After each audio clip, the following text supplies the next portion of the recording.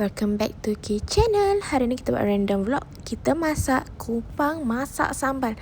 So korang kena tengok video ni sampai habis, okay? Enjoy. Hey, hey, hey! Welcome semua. Pop, pop, boop. This is Ki Channel. Jom ikut kami jalan sana sini, cari tempat healing sana sini. Kadang busy, kadang happy, momen simple pun jadi memori. Dengan family penuh gelak tawa, Husbaby selalu ada bersama. Bestie pun join buat kecoh sekali, random vlog pun tetap menjadi. Bahan yang paling penting kupang, tak kisah frozen atau korang dah rebus.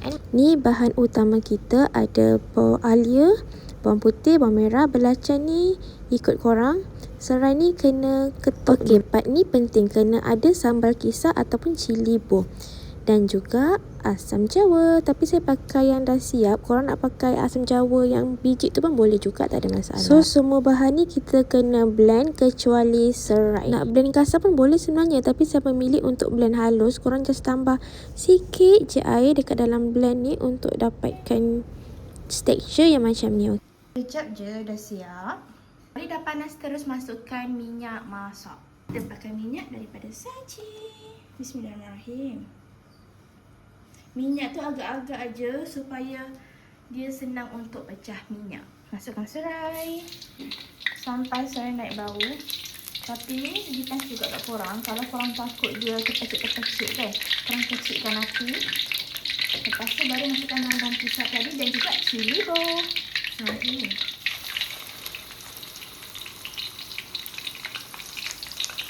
1 sendok cili boh. Cili korang kisar pun lagi sedap sebenarnya. Tapi kalau korang nak lagi pedas atau lagi pekat, boleh tambahkan juga. Api kembali kepada asal, sedang-sedang je, jangan kecil sangat dan jangan besar sangat. Sampailah pecah minyak, okey? Bila dah nak pecah minyak, masukkan dulu gula.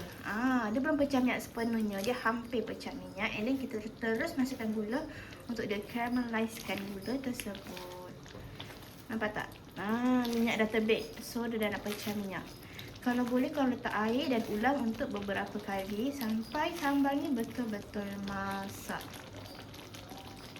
Masukkan setengah sudu asam jawa. Ni kira masam ni, korang kan boleh ikut kemasaman yang korang suka. So kita boleh nampak dekat sini dah start pecah minyak.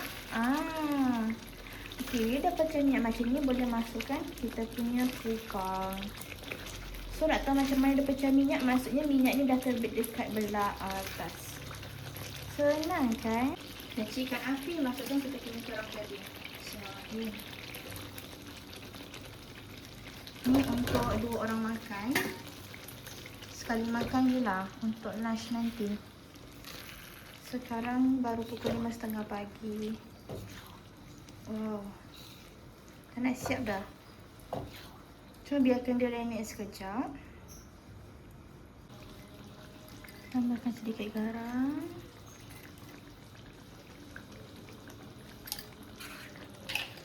Dah azan korang.